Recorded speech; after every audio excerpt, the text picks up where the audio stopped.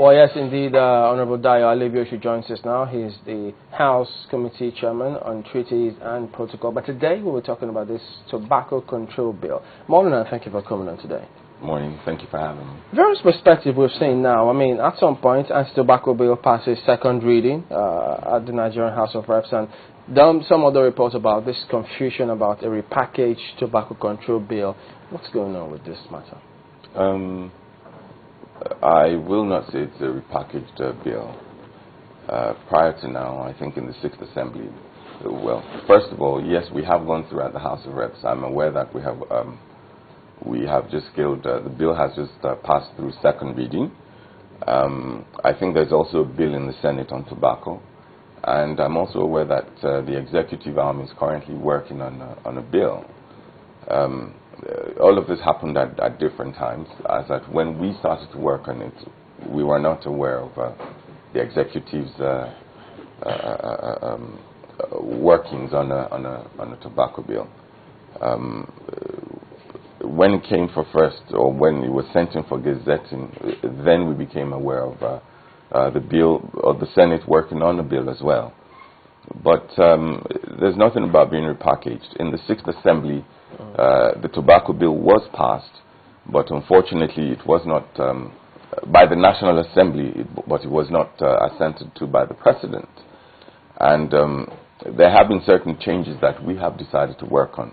But how do you now repeal? I mean, how do you amend a bill that's not law yet? So this bill sought to repeal and re-enact the current bill, the tobacco bill that has just passed through second reading and committed to Committee on Health by the National Assembly. Why the need for the tobacco bill? Beg your pardon? Why the need for the tobacco bill?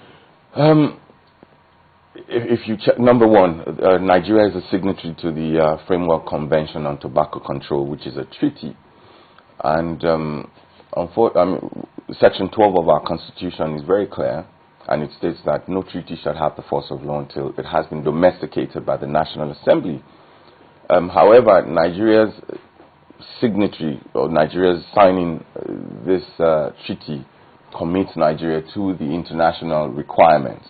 However, it offends the provision of our Constitution because it has not become domestic law yet.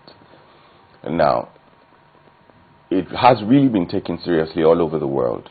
The British, for example, have brought out this very strong commercial, a very strong advert. Australia has come up with a very strong advert. And I think Australia has been at the forefront of fighting this tobacco bill, the tobacco war, especially with the case of late, which said that they couldn't brand packages anymore for as long as they want to sell cigarettes in Australia.